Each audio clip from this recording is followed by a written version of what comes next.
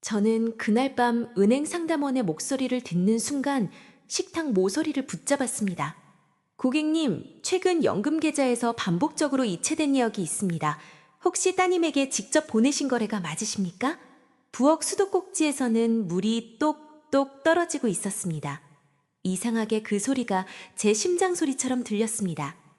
제 앞에는 딸 지윤이 앉아 있었고 사위 민석은 거실 소파 옆에 서 있었습니다. 두 사람 모두 저를 보지 않았습니다.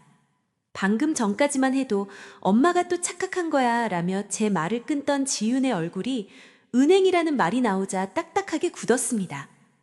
저는 휴대전화를 귀에서 조금 떼고 아주 천천히 물었습니다. 지윤아, 이 돈 네가 가져간 거니? 그 말이 입 밖으로 나오는 순간 제 목이 타들어가는 것 같았습니다. 돈 때문만은 아니었습니다. 그 연금은 제 한 달 밥값이었고 혈압약 값이었고 겨울밤 보일러를 1시간 더 켤 수 있게 해주는 마지막 숨 같은 돈이었습니다. 하지만 그보다 더 아픈 건 제 손가락으로 인증해준 은행 앱이 결국 제 딸에게 제 삶의 문을 열어준 것인지도 모른다는 사실이었습니다. 지유는 짧게 웃었습니다. 웃음이라기보다 자신을 방어하려는 숨소리에 가까웠습니다. 엄마, 내가 훔친 것처럼 말하지 마. 내가 관리해준 거잖아. 관리? 제 목소리는 제 것 같지 않았습니다. 민석이 그때 끼어들었습니다. 장모님, 가족끼리 돈 문제를 이렇게 크게 만들 필요는 없지 않습니까? 가족. 그 말이 그날따라 너무 차갑게 들렸습니다. 가족이라면서 왜 저는 제 돈이 어디로 사라졌는지 몰랐을까요? 가족이라면서 왜 제 휴대전화 알림은 꺼져 있었을까요? 가족이라면서 왜 제 통장에는 연금이 들어온 지 며칠도 안 되어 빈 숫자만 남아 있었을까요? 은행 상담원의 목소리가 다시 들렸습니다. 일부 금액은 따님 계좌로 이체된 뒤 다른 금융계좌로 다시 빠져나간 것으로 보입니다. 고객님 본인이 진행하지 않으셨다면 즉시 확인이 필요합니다. 그 말을 듣는 순간 부엌 형광등이 너무 밝게 느껴졌습니다. 저는 지난 몇 달 동안 약값을 아끼려고 알약을 반으로 쪼개 먹었던 밤들을 떠올렸습니다. 시장에서 딸기가 비싸 손녀 서아에게 사주지 못하고 그냥 돌아섰던 오후도 떠올랐습니다. 전기요금 고지서를 접었다 폈다 하며 한숨을 삼키던 시간도요. 그 모든 순간에 제 돈은 조용히 어디론가 빠져나가고 있었습니다. 엄마, 지금 은행 말만 믿고 나를 의심하는 거야? 지훈이 울먹이며 말했습니다. 예전 같았으면 그 목소리 하나에 저는 바로 무너졌을 겁니다. 지훈은 제 하나뿐인 딸이었습니다. 남편을 먼저 보내고도 제가 다시 일어설 수 있었던 이유였습니다. 비 오는 운동장에서 울던 그 아이를 품에 안고 엄마가 있으니까 괜찮다고 말했던 기억이 아직도 제 안에 선명했습니다. 하지만 그날 밤 제 앞에 앉아있는 딸은 제 눈을 피하고 있었습니다. 저는 천천히 의자를 빼앉았습니다. 무릎에 힘이 풀렸지만 이번에는 쓰러지고 싶지 않았습니다. 저는 휴대전화를 식탁 위에 내려놓고 두 사람을 바라보았습니다. 오늘은 그냥 넘어가지 않을 거야. 그 말을 하자 지윤의 눈빛이 처음으로 흔들렸습니다. 민석도 입을 다물었습니다. 그때까지도 저는 몰랐습니다. 제 연금이 사라진 일은 시작에 불과했다는 것을요. 그 돈이 어디로 갔는지, 왜 제 딸이 제 계좌를 붙잡고 있었는지, 그리고 제 이름으로 진행된 또 다른 일이 제 남은 삶을 뒤집어 놓을 줄은 정말 몰랐습니다. 하지만 제가 왜 그렇게 오래 침묵했는지 이해하려면 모든 것이 아직 평온해 보였던 그 봄날로 돌아가야 합니다. 그해 봄, 저는 혼자 사는 법을 천천히 배우고 있었습니다. 남편이 세상을 떠난 뒤 집안의 소리는 전부 낯설어졌습니다. 예전에는 새벽마다 그 사람이 라디오를 켜고 주전자에 물을 올리고 신문을 넘기는 소리가 하루를 열어주었습니다. 그런데 어느 날부터는 냉장고 돌아가는 소리와 베란다 문틈으로 들어오는 바람 소리만 남았습니다. 사람이 떠난 자리는 비어있는 게 아니라 기억으로 너무 꽉 차서 숨이 막힌다는 걸 그때 알았습니다. 저는 도시 외곽의 오래된 복도식 아파트에 살았습니다. 벽지는 누렇게 바랬고 현관문은 닫을 때마다 삐걱거렸지만 저는 그 집을 좋아했습니다. 남편과 처음으로 장만한 집이었고 딸 지은이 초등학교 입학하던 날 새 운동화를 신고 현관 앞에서 빙글빙글 돌던 곳이었습니다. 겨울이면 셋이 장기장판 위에 이불을 덮고 귤을 까먹던 기억도 그 집안에 남아 있었습니다. 남편이 떠난 뒤 제가 받는 연금은 많지 않았습니다. 그래도 매달 같은 날 통장에 작은 금액이 들어오면 저는 마음을 다잡을 수 있었습니다. 쌀을 사고 약값을 대고 관리비를 내고 가끔 손녀 서아에게 줄 작은 간식 하나를 살 정도는 되었습니다. 저는 그 모든 지출을 오래된 가계부에 연필로 적었습니다. 남들이 보면 초라한 숫자였겠지만 제게는 아직 내 삶을 내 손으로 챙기고 있다는 증거였습니다. 지우는 처음에는 자주 찾아왔습니다. 주말 오후가 되면 현관 비밀번호 누르는 소리가 들리고 곧 딸의 목소리가 복도에서 들려왔습니다. 엄마, 나 왔어. 문 좀 열어. 그 말투는 늘 조금 급했지만 저는 싫지 않았습니다. 딸이 온다는 것만으로도 집안 공기가 따뜻해졌으니까요. 지우는 반찬을 들고 올 때도 있었고 빈손으로 와서 냉장고부터 열 때도 있었습니다. 저는 그런 모습조차 반가웠습니다. 그래도 내 딸은 나를 잊지 않았구나. 그렇게 믿고 싶었습니다. 사위 민석은 말수가 적었습니다. 늘 깔끔한 셔츠를 입고 필요한 말만 했습니다. 저는 그 침묵을 성실함이라고 생각했습니다. 딸이 큰 소리치는 남자와 살지 않는 것만으로도 다행이라고 여겼습니다. 손녀 서아는 제 삶에서 가장 부드러운 부분이었습니다. 제 집에 오면 베란다 구석의 고무나무 잎을 만지며 묻곤 했습니다. 할머니, 이 나무는 왜 이렇게 천천히 자라? 저는 웃으며 대답했습니다. 천천히 자라는 아이도 있는 거야. 그 말을 하면서도 사실 제 자신에게 하는 말 같았습니다. 늙어서도 다시 자랄 수 있을까? 남편 없이 자식에게 기대지 않고 혼자 밥 먹고 혼자 병원 가는 삶에 익숙해질 수 있을까? 저는 매일 조금씩 연습하고 있었습니다. 그러던 어느 날 지윤이 제 휴대전화를 들여다보다가 한숨을 쉬었습니다. 엄마, 아직도 은행 가서 돈 찾아? 응, 창고 가면 직원이 알려주니까 편해. 지윤은 고개를 저었습니다. 요즘 누가 그렇게 해? 은행 앱 깔면 집에서도 다 돼. 엄마처럼 잘 모르는 사람이 창고 왔다 갔다 하다가 더 위험해. 그 말에 저는 괜히 작아졌습니다. 딸은 걱정해서 한 말이었을 겁니다. 저는 그렇게 믿었습니다. 나이가 들면 모르는 것이 죄처럼 느껴질 때가 있습니다. 물어보면 눈치 보이고 모르면 불안하고 화면은 자꾸 바뀌고 글자는 너무 작았습니다. 그날 지우는 제 휴대전화에 은행 앱을 깔아주었습니다. 비밀번호를 만들고 인증문자를 확인하고 제 손가락을 화면 위에 올렸습니다. 엄마, 그냥 내가 해줄게. 손가락 여기 대봐. 저는 아무 의심 없이 손가락을 올렸습니다. 화면이 밝아지고 작은 진동이 울렸습니다. 그 순간 지윤의 눈이 아주 짧게 흔들렸던 것 같습니다. 지금 생각하면 그렇습니다. 하지만 그때 저는 그저 딸이 똑똑하다고만 생각했습니다. 이제 내가 가끔 봐줄게. 엄마는 이상한 거 누르지 말고. 저는 웃으며 말했습니다. 그래, 네가 있으니 든든하다. 며칠 뒤 가계부 사이에서 남편이 남긴 오래된 메모 한 장을 발견했습니다. 낯익은 글씨로 이렇게 적혀 있었습니다. 내가 없으면 너무 믿지만 말고 네 이름으로 된 것은 네 손에 두어라. 저는 그 문장을 보고 조용히 웃었습니다. 남편은 늘 걱정이 많은 사람이었습니다. 가족인데 어떻게 딸을 의심하겠느냐고 저는 속으로 그렇게 생각했습니다. 하지만 메모를 다시 접어 넣는 순간 마음 한쪽이 아주 작게 서늘해졌습니다. 그때만 해도 저는 그 서늘함의 이름을 몰랐습니다. 그냥 혼자 사는 노인의 쓸데없는 불안이라고 믿었습니다. 지우는 내 딸이고 나는 아직 그 아이를 믿고 싶었습니다. 그리고 그 믿음이 제가 가장 늦게 내려놓은 것이었습니다. 딸이 은행 앱을 깔아준 뒤로 처음 며칠은 정말 편해진 것 같았습니다.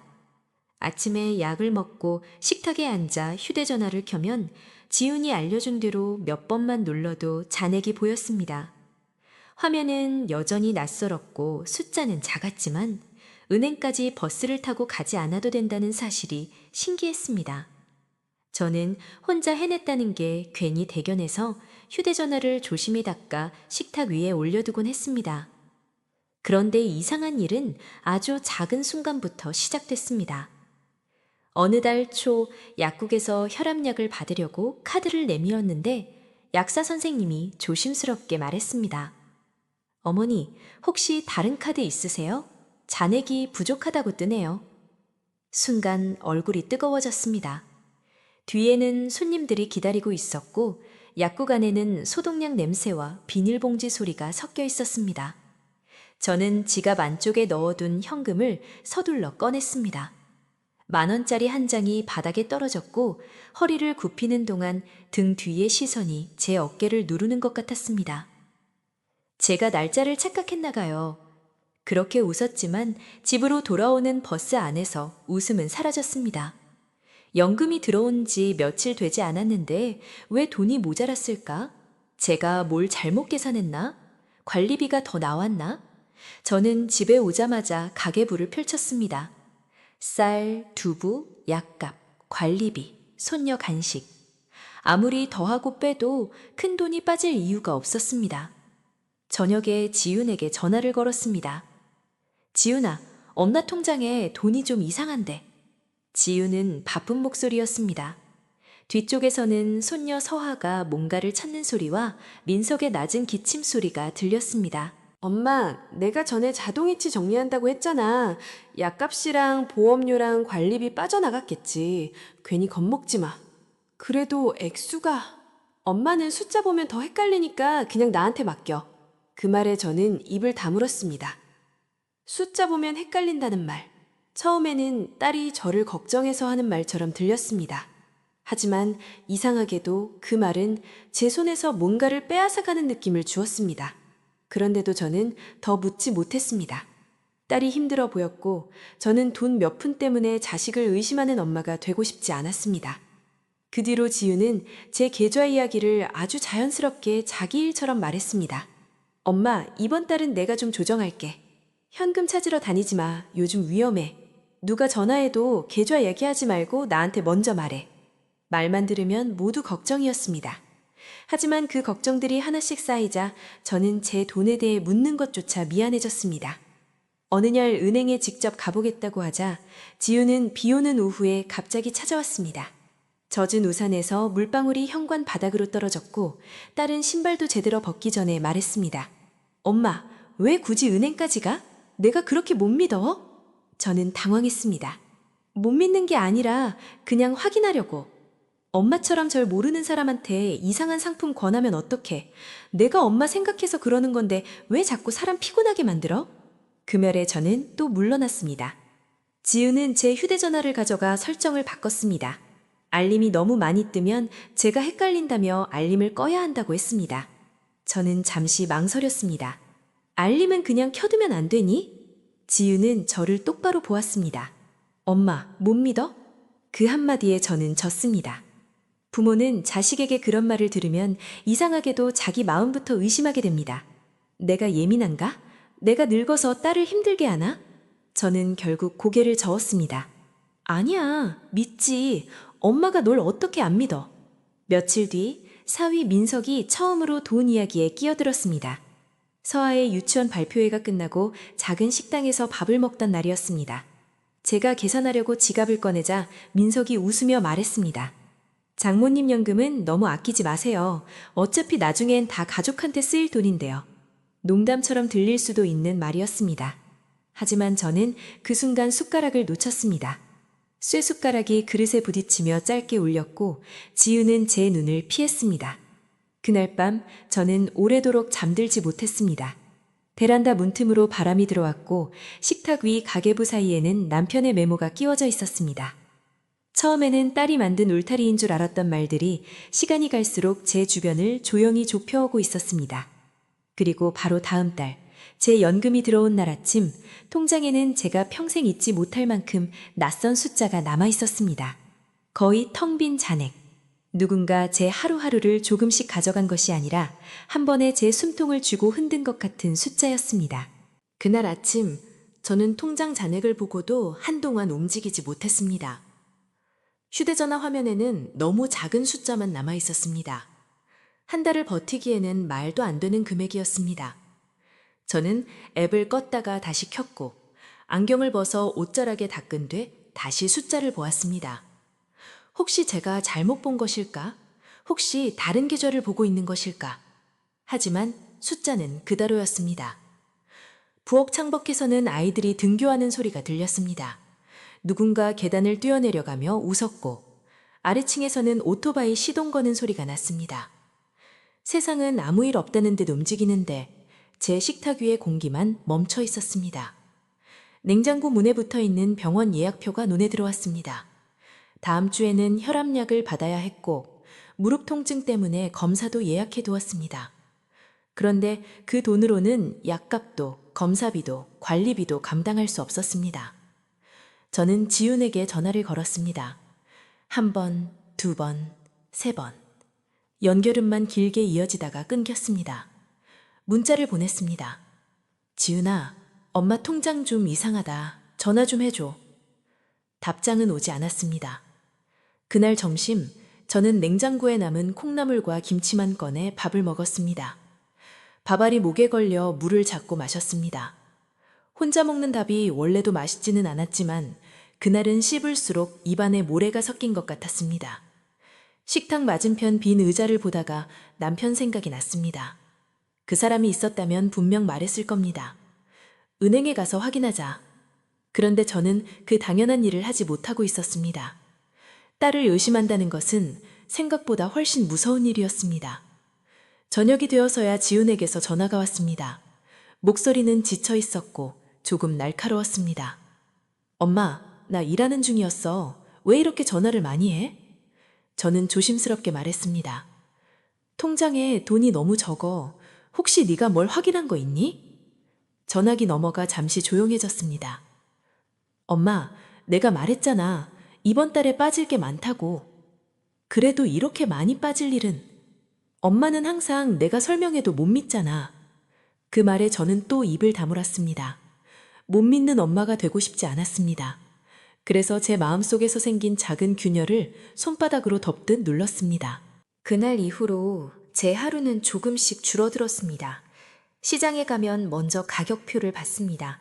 예전에는 손녀 서아가 좋아하는 딸기를 보면 작은 팩이라도 샀는데 이제는 한참 바라보다 그냥 지나쳤습니다.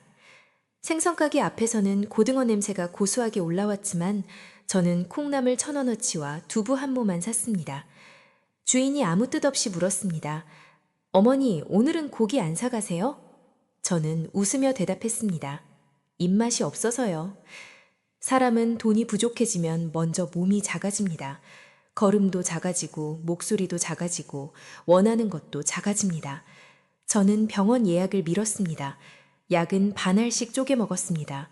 보일러는 밤에만 잠깐 켰고 전기장판도 제일 낮은 온도로 두었습니다. 베란다에 널린 양말이 잘 마르지 않아 눅눅한 냄새가 났지만 창문도 오래 열지 못했습니다. 난방비가 무서웠으니까요. 그런데 지우는 점점 더 당당해졌습니다. 엄마, 어차피 혼자 쓰는 돈이 얼마나 된다고 그래? 그 말을 들은 날 저는 싱크대 앞에서 행주를 쥔 채 오래 서 있었습니다. 씻다만 그릇 위에는 마른 물자국이 남아 있었고 제 손등에는 찬물이 흘러내리고 있었습니다. 혼자 쓰는 돈이 얼마나 되느냐는 말. 그 말 속에서 제 약값도 제 밥값도 제 겨울도 제 외로움도 아주 작은 숫자가 되어버렸습니다. 민석도 달라졌습니다. 지훈에게 전화하면 그가 대신 받을 때가 많아졌습니다. 장모님, 지훈이도 힘듭니다. 돈 문제로 자꾸 압박하지 마세요. 압박이라는 말에 숨이 막혔습니다. 제 연금이 사라졌는데 제가 묻는 것이 압박이 되었습니다. 제 생활비가 모자라는데 제가 확인하려는 것이 딸을 괴롭히는 일이 되었습니다. 가장 아팠던 건 서아였습니다. 어느 날 반찬을 만들어 지훈의 집에 가져갔을 때 서아가 제 옆에 앉으려 하자 민석이 부드럽게 말했습니다. 서야야, 할머니 피곤하시니까 방에 가 있어. 아이는 제 눈치를 보다가 방으로 들어갔습니다. 저는 따뜻한 김이 맺힌 반찬통을 식탁 위에 내려놓았습니다. 지우는 맛도 보지 않고 말했습니다. 엄마, 이런 거 힘들게 하지 말고 그냥 쉬어. 걱정처럼 들렸지만 그 안에는 고마움이 없었습니다. 그날 밤 집에 돌아와 가계부를 펼치자 남편의 메모가 다시 미끄러져 나왔습니다. 너무 믿지만 말고 네 이름으로 된 것은 네 손에 두어라. 저는 그 문장을 보고 처음으로 울었습니다. 큰 소리도 내지 못했습니다. 눈물만 공책 위로 떨어져 작은 얼룩을 만들었습니다. 그리고 그때 제 안에서 아주 조용히 무언가 바뀌었습니다. 저는 아직 딸을 미워할 준비는 되지 않았지만 더 이상 제 삶이 이렇게 줄어드는 것을 그냥 보고만 있을 수는 없었습니다. 다음 날 아침 저는 오래된 코트를 꺼내 입고 은행으로 가기로 마음먹었습니다. 다음 날 아침 저는 오래된 회색 코트를 꺼내 입었습니다. 그 코트는 남편이 살아있을 때 사준 것이었습니다. 소매 끝은 닳았고 단추 하나는 색이 바랬지만 그 옷을 입으면 혼자 나서는 길도 조금 덜 무서웠습니다. 저는 가계부와 남편의 메모를 가방에 넣고 휴대전화를 몇 번이나 확인했습니다. 현관문을 잠그는 짧은 순간에도 이상하게 죄 짓는 사람처럼 마음이 떨렸습니다. 제 돈을 확인하러 가는 일인데도 딸에게 들키면 혼날 것 같은 아이가 된 기분이었습니다. 버스 창가에 앉아 가방끈을 꼭 쥐었습니다. 길가 은행나무 잎은 젖은 보도 위에 납작하게 붙어 있었고 사람들은 목도리를 여미며 빠르게 걸었습니다. 저는 창문에 비친 제 얼굴을 보며 속으로 말했습니다. 확인만 하자. 누구를 몰아붙이려는 게 아니다. 내 통장에 무슨 일이 있었는지만 보자. 은행 자동문 앞에 도착하자 발이 멈췄습니다. 번호표 기계, 빠르게 움직이는 직원들, 휴대전화를 들여다보는 사람들. 예전에는 익숙했던 은행이 어느새 저에게 너무 낯선 곳이 되어 있었습니다. 그래도 저는 안으로 들어갔습니다. 창구 직원이 부드럽게 물었습니다. 어떤 업무 도와드릴까요?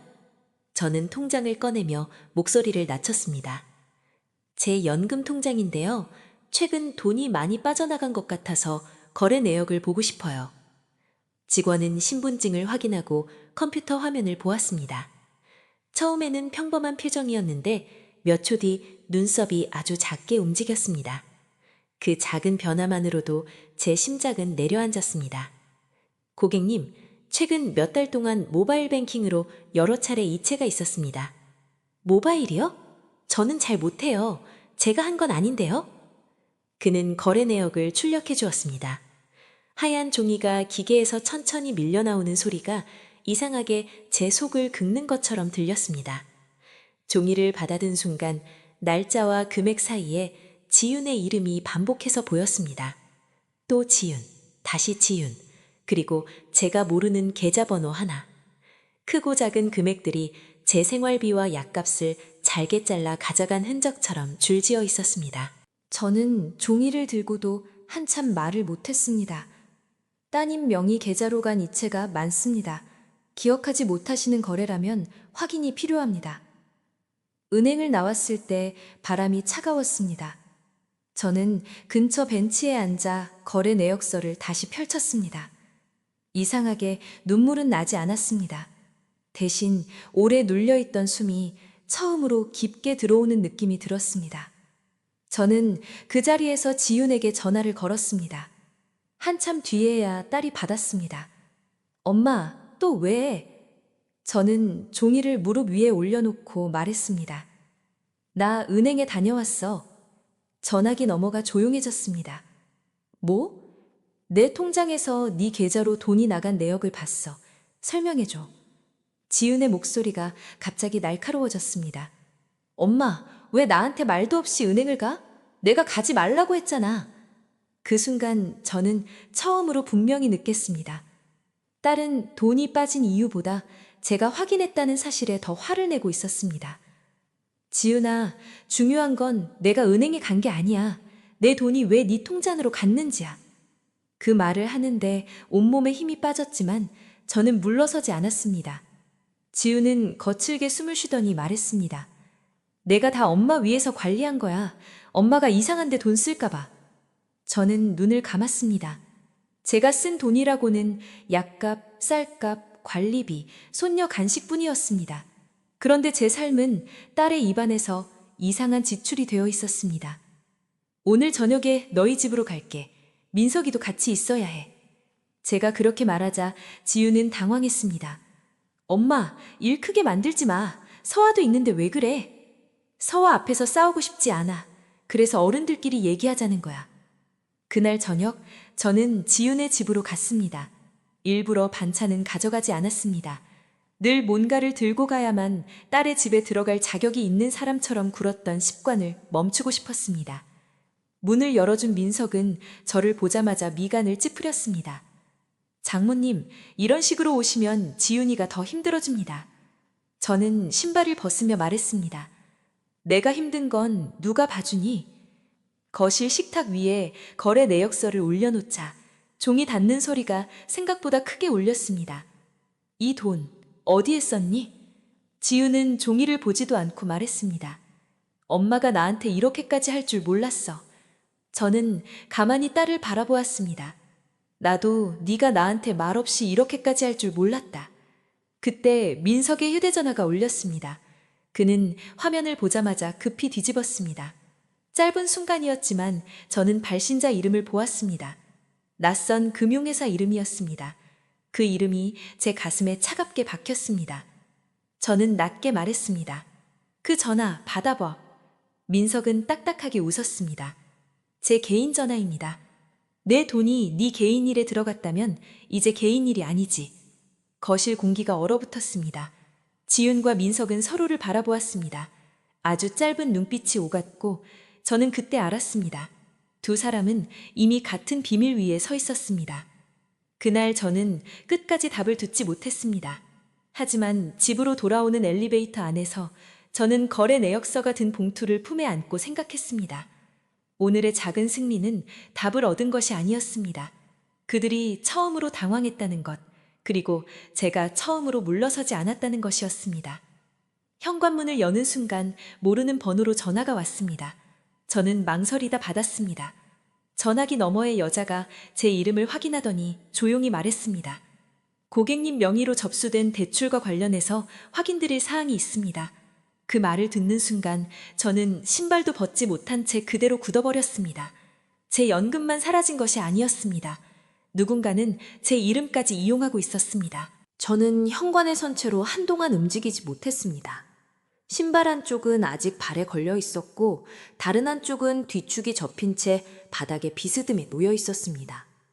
복도에서 들어온 찬 공기가 발목을 스쳤지만 제 귀에는 전화기 너머의 말만 남아 있었습니다.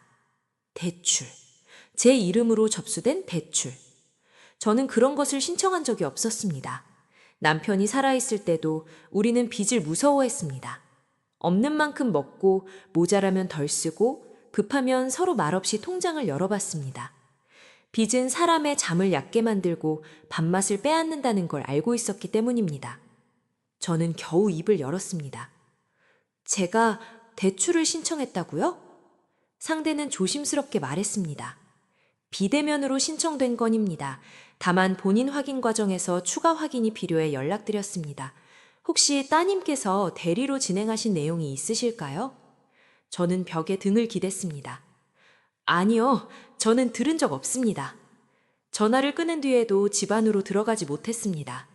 어두운 거실, 식탁 위 가계부, 마시다만 물컵이 그대로 보였습니다. 모든 것이 그대로였는데 제 삶만 낯선 사람 손에 넘어간 것 같았습니다. 그 밤 저는 거의 잠을 자지 못했습니다. 눈을 감으면 지훈의 얼굴이 떠올랐습니다. 나도 엄마 딸이잖아 라며 울던 목소리, 은행에 다녀왔다고 했을 때 날카로워지던 숨소리, 민석이 급히 뒤집어 놓던 휴대전화 화면, 그 낯선 금융회사 이름까지 어둠 속에서 자꾸 또렷해졌습니다. 새벽이 되자 저는 식탁에 앉아 거래 내역서를 다시 펼쳤습니다. 연금이 들어온 날, 그 다음 날 빠져나간 금액, 지훈이 힘들다며 전화했던 밤, 바로 다음 아침에 이체된 큰돈, 서하 학원비가 올랐다고 했던 날과 맞물린 날짜들, 처음엔 흩어진 조각 같았지만 선을 그어보니 하나의 모양이 보였습니다. 제 돈은 급한 생활비로 조금씩 쌓인 것이 아니었습니다. 누군가의 빚을 막기 위해 계획적으로 빠져나가고 있었습니다. 아침이 밝자마자 저는 다시 은행으로 갔습니다. 이번에는 번호표를 뽑는 손이 전날보다 덜 떨렸습니다. 무섭지 않은 것은 아니었습니다. 다만 더는 모르는 척 할 수 없었습니다. 상담실에서 직원은 제 휴대전화 인증 기록을 확인해 주었습니다. 고객님 휴대전화에서 밤이나 새벽 시간대에 인증된 기록이 여러 번 있습니다. 밤이나 새벽. 그 말을 듣자 지은이 제 집에 와서 자고 간 날들이 떠올랐습니다. 서아가 감기라며 며칠 함께 있어달라고 했던 날, 제 휴대전화를 충전해준다며 가져갔던 밤, 제가 피곤해서 먼저 잠든 사이 거실에서 작게 새어나오던 불빛. 저는 그때 그저 딸이 메시지를 보는 줄 알았습니다. 직원이 물었습니다. 휴대전화 비밀번호를 따님께서 알고 계셨나요? 저는 대답하지 못했습니다. 알고 있었습니다. 제가 알려주었습니다. 병원 문자도 택배 문자도 은행 앱도 무서워서 딸에게 하나씩 맡겼습니다. 저는 열쇠를 맡긴 줄 알았는데 알고 보니 제 삶의 문을 열어준 것이었습니다. 은행에서 계좌 제한과 비밀번호 변경을 신청한 뒤 집으로 돌아왔습니다. 우편함을 열었을 때 하얀 봉투 하나가 눈에 들어왔습니다. 발신자는 낯선 금융회사였고 수신인은 제 이름이었습니다. 그런데 봉투는 이미 뜯겼다가 다시 대충 붙여진 흔적이 있었습니다. 손이 굳었습니다. 누가 제 우편함을 열었을까요? 지우는 우리 집 비밀번호를 알고 있었습니다. 집 안에 들어와 봉투를 열었습니다. 안에는 대출심사 안내문과 서류 사본이 들어있었습니다. 신청자 이름은 제 이름이었고 연락처는 지훈의 번호였습니다. 긴급 연락인 란에는 민석의 이름이 적혀 있었습니다. 저는 종이를 식탁 위에 내려놓았습니다. 이상하게 눈물이 나지 않았습니다. 너무 큰 충격은 사람을 울리지도 못하게 만든다는 걸 그때 알았습니다. 그때 지훈에게서 전화가 왔습니다. 엄마, 혹시 우편함 봤어? 그 한마디가 모든 것을 확인시켜 주었습니다. 딸은 제 마음보다 봉투를 먼저 걱정하고 있었습니다. 저는 조용히 대답했습니다. 봤어. 전화기 너머에서 지훈의 숨이 멎었습니다. 엄마, 그건 내가 설명할 수 있어. 내 이름으로 대출을 받으려고 했니? 지훈은 울기 시작했습니다. 나 정말 어쩔 수 없었어. 민석 씨가, 우리 집이. 그래서 엄마 이름을 썼니? 지훈은 대답하지 못했습니다. 그 침묵이 대답이었습니다. 전화를 꺼낸 뒤 저는 남편의 메모를 꺼냈습니다. 내 이름으로 된 것은 내 손에 두어라. 이번에는 그 말이 늦게 도착한 경고처럼 들렸습니다. 저는 거래 내역서와 대출 서류를 투명 파일에 넣고 지훈에게 문자를 보냈습니다. 내일 저녁 우리 집으로 와. 민석이도 함께. 서아는 데려오지 마. 전송 버튼을 누른 뒤 저는 오래도록 식탁 앞에 앉아 있었습니다. 창밖에는 비가 내리고 있었습니다. 그리고 그 빗소리 속에서 저는 처음으로 분명히 알았습니다. 이제 저는 울면서 부탁하지 않을 것입니다. 다음날 저녁 저는 부엌불을 하나만 켜두었습니다. 천장 가운데 전등은 너무 밝았습니다. 그런 밝은 빛 아래에서는 사람이 오히려 얼굴을 숨기게 쉬웠습니다. 저는 싱크대 위 작은 조명만 켜고 식탁 위에 투명 파일을 올려놓았습니다. 은행 거래 내역서, 대출 심사 안내문, 뜯겼다 다시 붙은 우편 봉투, 상담 확인 메모. 종이 몇 장뿐인데 그것들은 제 지난 몇 달의 굶주림과 추위와 수치심을 모두 담고 있는 것처럼 무거웠습니다. 창밖에는 비가 내리고 있었습니다. 낡은 베란다 문이 바람에 작게 떨렸고 빗방울이 유리창을 두드리는 소리가 부엌 안을 채웠습니다.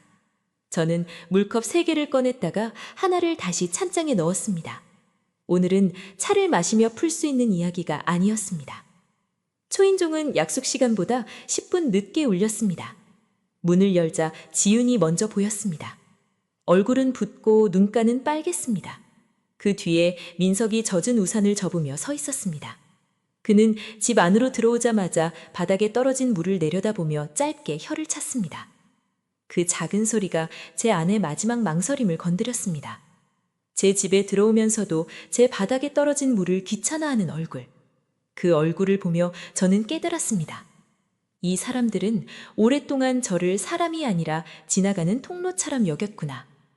지우는 신발을 벗기도 전에 말했습니다. 엄마, 제발 감정적으로 말하지 말자.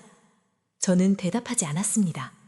제가 아프다고 하면 예민한 것이 되고 제가 확인하겠다고 하면 감정적인 것이 되던 시간들이 떠올랐습니다. 두 사람이 식탁 앞에 앉자 저는 투명 파일을 열었습니다. 설명해. 민석이 먼저 입을 열었습니다. 장모님, 일이 좀 꼬인 건 맞습니다. 하지만 가족끼리 해결할 수 있는 문제입니다. 저는 거래 내역서를 꺼내 식탁 위에 놓았습니다. 이게 가족끼리 해결한 결과야. 내 연금이 들어오는 날마다 돈이 빠져나갔어. 나는 약값을 아끼려고 알약을 반으로 쪼개 먹었고 병원도 미뤘어. 지우는 고개를 숙였습니다. 엄마, 내가 다 갚으려고 했어. 저는 딸을 바라보았습니다. 그 말이 제일 아팠습니다. 허락 없이 가져간 뒤에 갚겠다는 말은 이미 무너진 믿음을 너무 가볍게 여기는 말이었습니다. 갚을 돈임은 왜 몰래 가져갔니? 지우는 대답하지 못했습니다. 저는 두 번째 종이를 꺼냈습니다. 제 이름으로 접수된 대출 안내문이었습니다. 그럼 이건 뭐니? 민석의 얼굴이 굳었습니다. 그는 잠시 침묵하다가 낮게 말했습니다. 그건 아직 실행된 것도 아닙니다. 그 순간 제 가슴이 얼어붙었습니다. 아직 실행되지 않았으니 괜찮다는 듯한 말투였습니다. 제 이름을 몰래 사용한 일보다 돈이 실제로 나오지 않았다는 사실을 방패로 삼는 얼굴이었습니다. 저는 천천히 물었습니다. 그러니까 하려고는 했다는 거네? 부엌 안이 조용해졌습니다. 지훈이 울음을 터뜨렸습니다. 엄마, 나도 살려고 그랬어. 민석 씨 빚이 너무 커졌고 집에 사람이 찾아올까봐 무서웠어. 서아가 알게 될까봐. 저는 지훈의 말을 끊었습니다. 서아 이름으로 네 잘못을 가리지 마. 그 말에 지훈은 입을 다물었습니다. 저는 손끝에 힘을 주고 말을 이었습니다. 도와달라고 했다면 나는 생각했을 거야. 하지만 너는 묻지 않았어. 내 손가락으로 인증했고 내 알림을 껐고 내 우편함을 열었고 내 이름을 서류에 올렸어. 민석이 의자를 뒤로 밀었습니다. 의자 다리가 바닥을 긁는 소리가 날카롭게 울렸습니다. 장모님, 이렇게 몰아붙이면 지훈이 무너집니다. 저는 처음으로 민석의 눈을 똑바로 보았습니다. 나는 이미 무너졌어. 그 말 뒤에 아무도 바로 말하지 못했습니다. 저는 마지막 종이를 꺼냈습니다. 거래 제한 신청 확인서였습니다. 오늘 계좌 막았어. 비밀번호도 바꿨어. 대출 회사에도 내 동의 없는 신청이라고 알렸어. 내일 오전까지 사용 내역을 정리해서 보내. 내 이름으로 진행한 건 전부 취소해. 안 하면 내가 직접 신고 절차 밟을 거야. 지훈이 저를 보았습니다. 눈물 속에 두려움과 원망이 섞여 있었습니다. 엄마는 결국 나를 버리겠다는 거야? 그 말은 제가 평생 가장 무서워했던 말이었습니다. 하지만 그날 저는 더 이상 무너지지 않았습니다. 너를 버리는 게 아니야. 나를 더는 버리지 않겠다는 거야. 그때 현관 쪽에서 작은 소리가 났습니다. 문이 아주 조금 열려 있었고 그 틈에 서아가 서 있었습니다. 노란 우산을 든 아이의 신발은 비에 젖어 있었습니다. 아이는 이미 무언가를 들은 얼굴이었습니다. 서아가 아주 작게 물었습니다. 엄마가 할머니 돈 가져갔어? 그 한마디에 방 안의 모든 숨이 멈췄습니다. 지우는 아이에게 다가가려 했지만 서아는 한 걸음 뒤로 물러났습니다. 그 작은 뒷걸음이 지훈의 얼굴을 무너뜨렸습니다. 저는 천천히 서아에게 다가가 우산을 받아들었습니다. 서아야, 이건 어른들 일이야. 네가 짊어질 일이 아니야. 하지만 이미 늦었습니다. 어른들이 감추려던 진실은 가장 지키고 싶다던 아이 앞에 서 있었습니다. 잠시 뒤 지훈과 민석은 서아를 데리고 나갔습니다. 저는 문 앞에서 마지막으로 말했습니다. 오늘은 여기까지야. 문이 닫히고 발소리가 멀어졌습니다. 현관 바닥에는 서아의 작은 젖은 발자국이 남아 있었습니다. 저는 그 발자국을 보고서야 눈물이 흘렀습니다. 하지만 이번 눈물은 무너지는 눈물이 아니었습니다. 너무 늦게라도 제 삶을 제 손으로 되찾기 시작한 사람의 눈물이었습니다. 다음 날 아침 저는 생각보다 일찍 눈을 떴습니다. 밤새 비가 내린 뒤라 창밖 공기는 흐렸지만 맑았습니다. 베란다 난간에는 물방울이 줄지어 매달려 있었고 놀이터 바닥에는 젖은 낙엽들이 조용히 붙어 있었습니다. 저는 침대에 앉아 제 손을 한참 바라보았습니다. 주름진 손, 마디가 굵어진 손, 평생 누군가를 먹이고 돌보느라 거칠어진 손. 그 손으로 저는 딸을 키웠고 남편의 마지막 손을 잡았고 너무 오래 제 상처를 덮었습니다. 이제는 그 손으로 제 이름을 지켜야 했습니다. 저는 식탁에 앉아 전날 정리한 파일을 다시 확인했습니다. 거래 내역서, 대출 안내문, 뜯겼다 다시 붙은 봉투, 은행 상담 메모. 종이들은 차갑고 건조했지만 그 안에는 제가 몇 달 동안 삼켜온 말들이 모두 들어 있었습니다. 저는 은행에 전화를 걸어 계좌 보호 절차를 마무리했습니다. 모르는 말이 나오면 다시 물었습니다. 이제는 부끄러워하지 않았습니다. 모른다는 것을 숨기다가 누군가 제 빈틈에 들어왔다는 걸 너무 늦게 배웠기 때문입니다. 오전이 조금 지나 지훈이에게서 메시지가 왔습니다. 엄마, 정리해서 보낼게. 미안해. 저는 그 짧은 문장을 오래 바라보았습니다. 예전에 저라면 곧장 전화를 걸었을 겁니다. 울었는지, 밥은 먹었는지, 민석과 또 싸운 건 아닌지 물었을 겁니다. 미안하다는 말 하나에 마음이 무너져 모든 것을 덮어주려 했을지도 모릅니다. 하지만 그날 저는 바로 답하지 않았습니다. 잠시 뒤 지우는 사진 여러 장을 보냈습니다. 민석의 실패한 투자 내역, 개인 대출, 카드값, 그리고 제 연금에서 빠져나간 돈이 어디로 들어갔는지 적은 메모였습니다. 글씨는 급하게 쓴 듯 흔들렸고 곳곳이 번져 있었습니다. 저는 그걸 보며 이상한 슬픔을 느꼈습니다. 지훈이 처음부터 나쁜 사람이어서만 이런 일이 벌어진 것은 아니었을 겁니다. 두려웠고 몰렸고 아이를 지켜야 한다는 말로 자기 잘못을 덮었겠지요.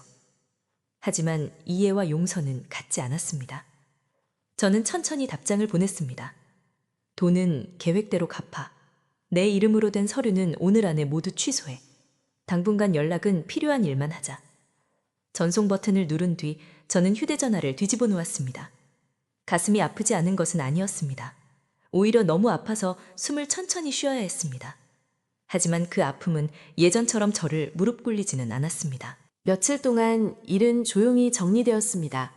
대출 신청은 취소되었고 제 계좌 알림은 제 휴대전화로만 오도록 바뀌었습니다. 지우는 첫 상환금을 보냈고 민석과는 별거를 시작했다고 했습니다. 민석은 한동안 저를 탓했다지만 저는 더 이상 그 말을 들을 이유가 없었습니다.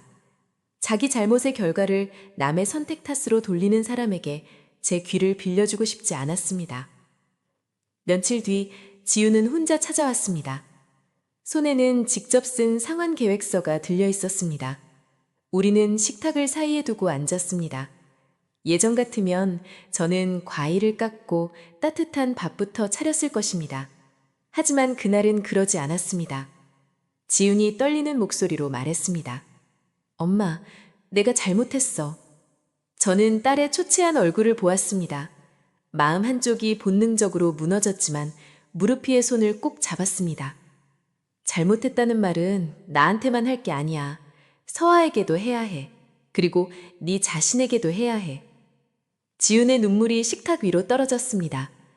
서아가 나를 안 보려고 해. 저는 눈을 감았습니다.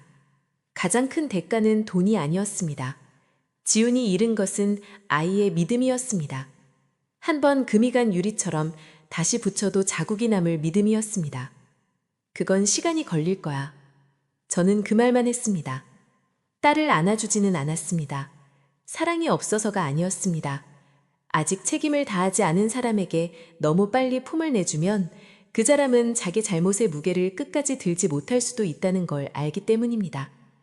그달 말 저는 오래된 가계부 첫 장에 남편의 메모를 붙였습니다. 네 이름으로 된 것은 네 손에 두어라.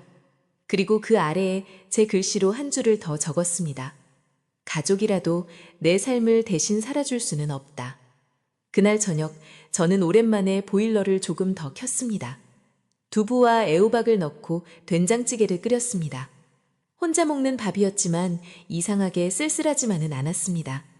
냄비 뚜껑이 달그락거리고 국밀 끓는 소리가 작은 집안을 채웠습니다. 식탁에 앉아 첫 숟가락을 뜨는데 휴대전화에 은행 알림이 떴습니다. 지훈이 보낸 작은 상환금 입금 알림이었습니다. 저는 화면을 확인하고 천천히 내려놓았습니다. 내 계좌의 움직임을 내가 알고 있다는 것, 누군가에게는 너무 당연한 일이 제게는 다시 찾은 평온이었습니다. 밤이 깊어졌을 때 저는 현관문을 닫고 잠금 장치를 한 번 더 확인했습니다. 예전처럼 두려워서가 아니었습니다. 이제 이 문 안의 삶이 제 것이라는 걸 확인하고 싶어서였습니다. 베란다 창문을 조금 열자 비갠 흙냄새가 들어왔습니다. 저는 불을 끄기 전 식탁 위 가계부를 한 번 더 바라보았습니다. 늦었지만 아주 늦지는 않았다고 생각했습니다. 그리고 그날 밤 오래간만에 저는 무언가를 지키기 위해 깨어있는 사람이 아니라 내일 아침을 준비하는 사람으로 잠들었습니다.